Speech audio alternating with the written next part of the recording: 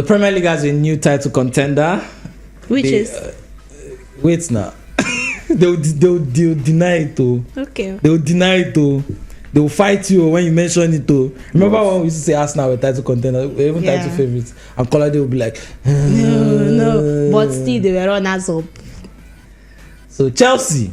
Yes. Chelsea Football Club, the new title contenders, scoring 5 goals every week. Blow smoke up my ass. five goals every week for Chelsea. Any Chelsea game now is over 2.5, and Chelsea to win. Don't go and play that thing against Nottingham Forest. I beg. You will not say it's not. But you just accept now. You are not title contenders. They are title contenders now. Yes. Do you deny? With the struggle, where the league is looking now.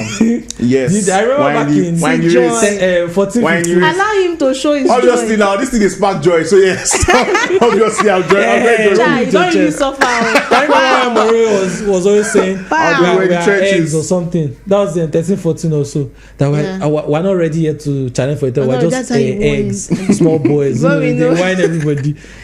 Don't worry. Well, Chelsea under Maresca. Yeah, doing quite well. Life is good. As a Chelsea fan right now, I have my joy back. I've just been tweeting I have my joy back for the past couple of days because I mean it's a very good feeling. Team A smash them. Team B smash them.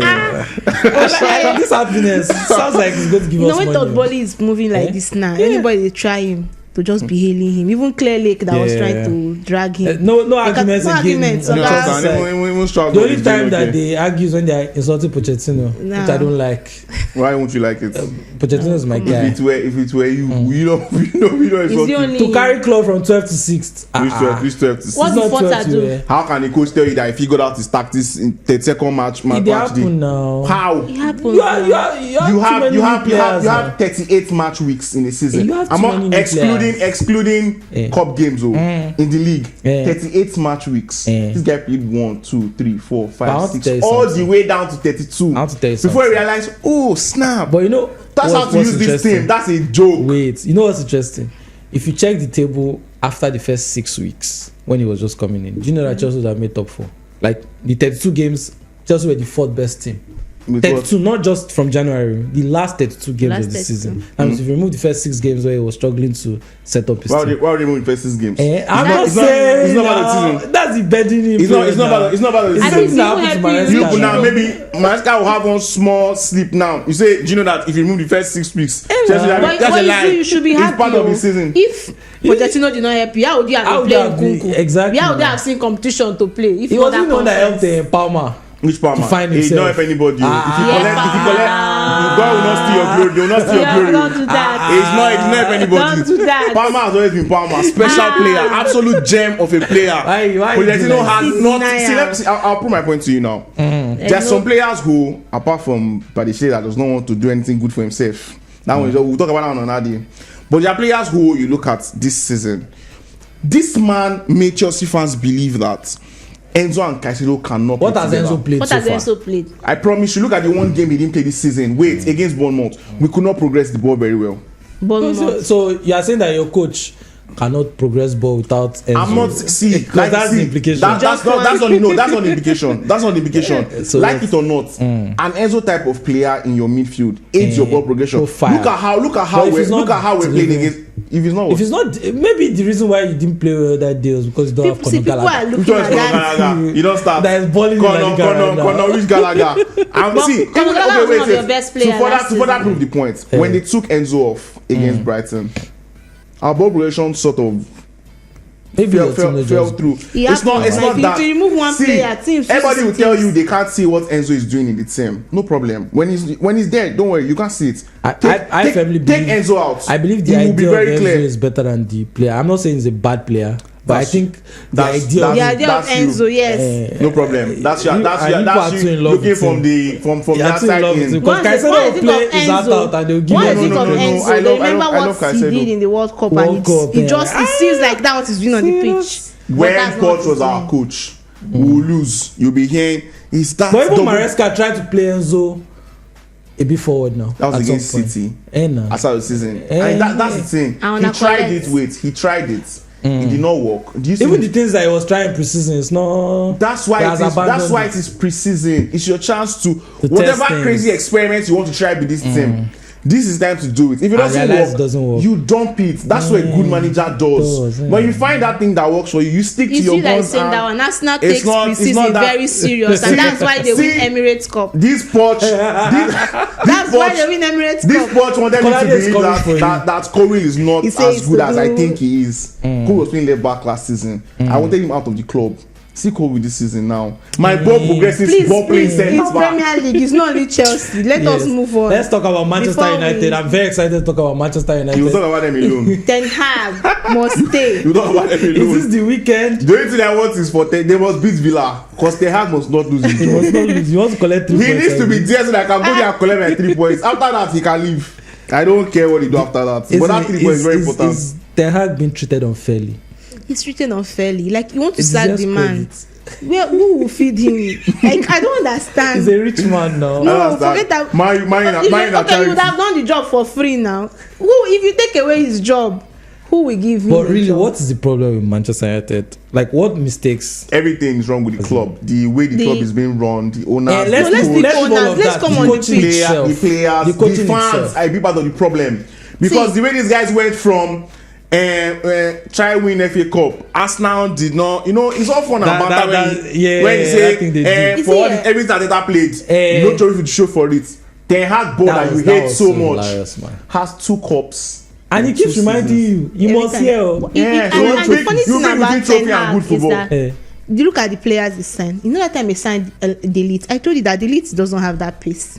You could see that yesterday. You want to play a system that you could see pace for all the height he has. See how Samu was just dunking on top of this. I have to Samu Maradon for any slander we had. That's you now. You're not slandering him now. Like not slandering, but I don't remember that time we talked about how Chelsea wants to sign anybody. We only said that. But Chelsea had signed you with that thing you did, which is the truth. It was so you are still like trying to make the Jackson experiment work. You could see how hot he felt. Yeah, but if you are replacing, if you are signing someone to like go ahead of Jackson, you have to sign someone that is more established.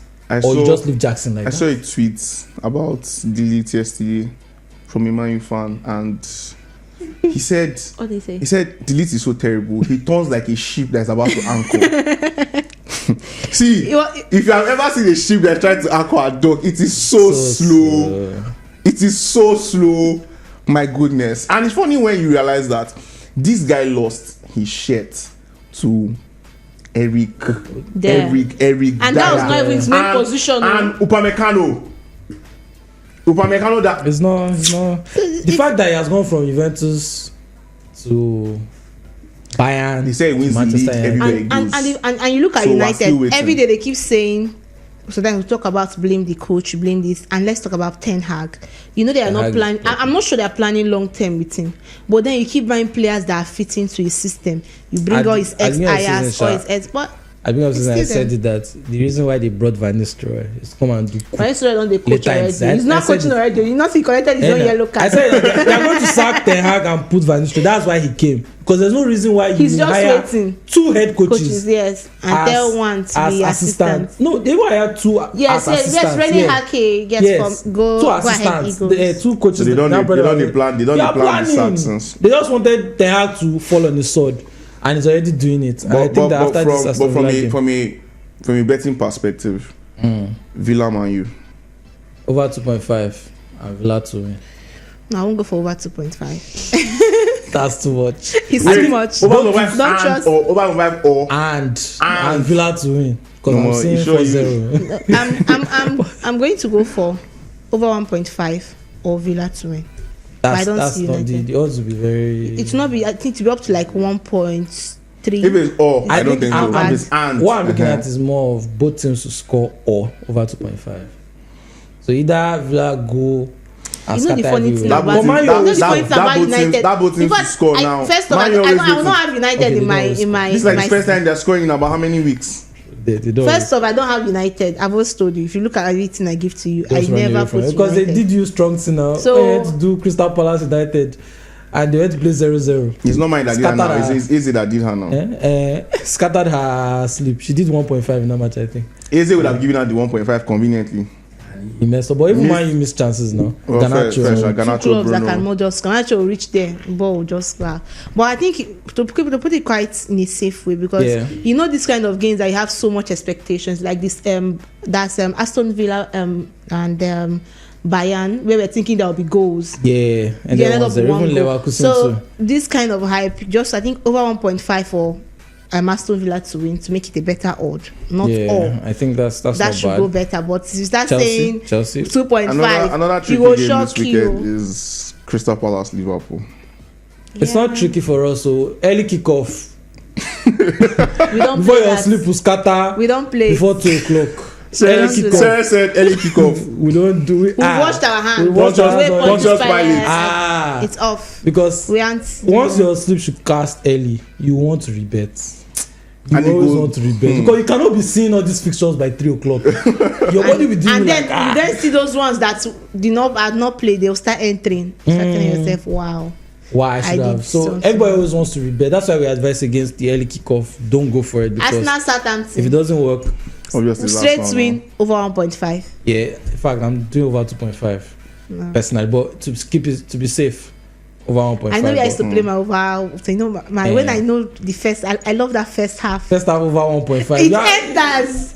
All of them, none has ever gone back. Jazz that you're using, but it's always entering. Maybe I'll be following you small. I mean, they say follow no road, even if just follow anyhow, even if you don't believe in it. Another tricky one is Brighton Tottenham. Brennan Johnson. Two highline teams. Two unserious teams. Very unserious. That Brighton. I think that should be a goals. That should be one you go for the goals. Ideally. Market. But remember when Brighton played Ipswich and we said, Brighton to win. I'm telling you, that was it. They robbed everybody up. Nobody escaped that much. Nobody. Because it should be a market who should go for a go. This one? Yes. Yeah. But I like the option I like now. I like that both teams to score over 2.5. So that if they start slapping one team, okay, I'm still safe. Because if they don't go and do both teams, it works, and it's even a better odd. I feel like another game where that market makes sense would be Everton against Newcastle. For that match, I'd rather just go corners or something. I don't know what to expect from Newcastle every week. This season they've been very. I feel like it's been coming. Their problem has been blowing leads. Yeah, but this time around they were not even leading. Originally, they were losing. Yes. They don't realize they don't keep up. So you first score. They will now start their comeback over there. Yeah, I think. City game should be like a straight one. Fulham are always tricky for City. Okay. I remember, was it last season or 2 seasons ago, where Haaland had to score a last-minute penalty for them to win. Marco Silva is very, very good.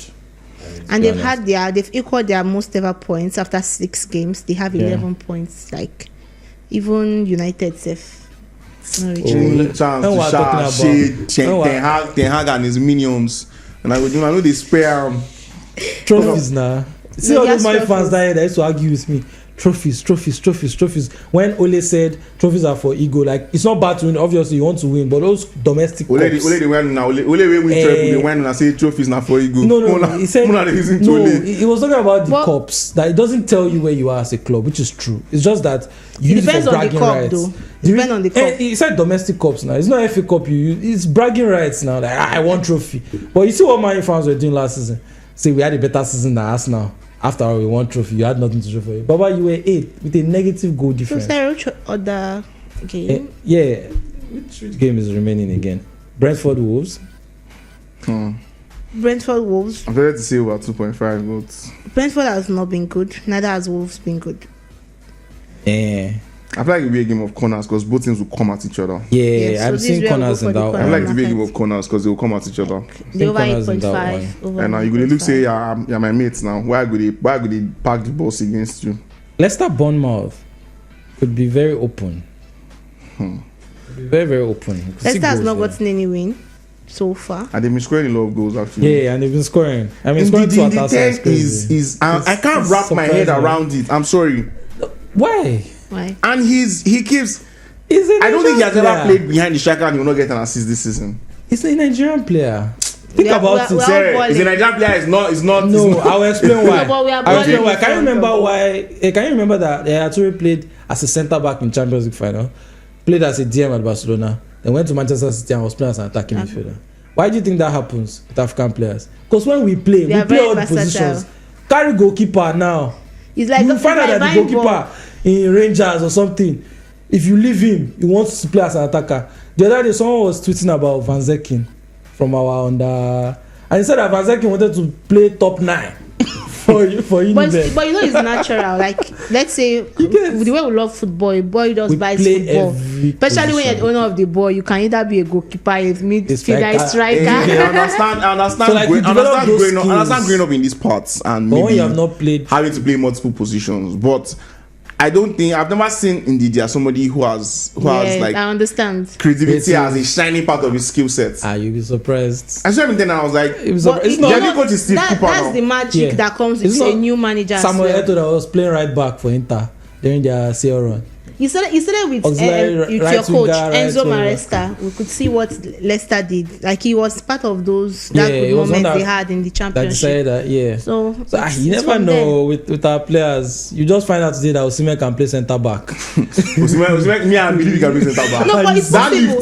That leads. Sometimes a player can be needed to go and become a goalkeeper. We see it. An on-field player. You are talking about Kamavinga at this point. Kamavinga plays everything. It's Kamavinga you're talking about at this point. Everything. I believe that African players generally are just more versatile, like generally versatile. I see it that's why also when a team is in trouble, they just look at the African player in the team. Maybe they don't have someone to cover a position. They just look at this guy can try it. And they throw the person and then it works. That's why they're in high demand globally. African Kamavinga himself is not even a DMO normally. Yeah, he was. His natural position is actually more attacking. That's what it was when he came. They gave him number 10. Then he landed in Madrid. I started seeing him at left back. There was no space for him. Tchouaméni is playing centre back sometimes. Sometimes like even when they had to do that substitution, Tchouaméni had to drop deep again. So those guys are there. Is their good options to have because I mean football is a there's a reason why Ashley Young lasted as long as he did. I was having this conversation with my friend who is a Man U fan because this guy started on fire. You know those very serious callers he kept hitting. The next thing, you don't play left back. You don't play. I know what Ashley Young would do. Once there's a new manager, Baba go just talking shit, go manager office. Anywhere you want to play me, I'll be there. I like his Vasquez actually, but he's not of African descent. Before we leave, let's remember Chelsea. Let's just help. Chelsea score.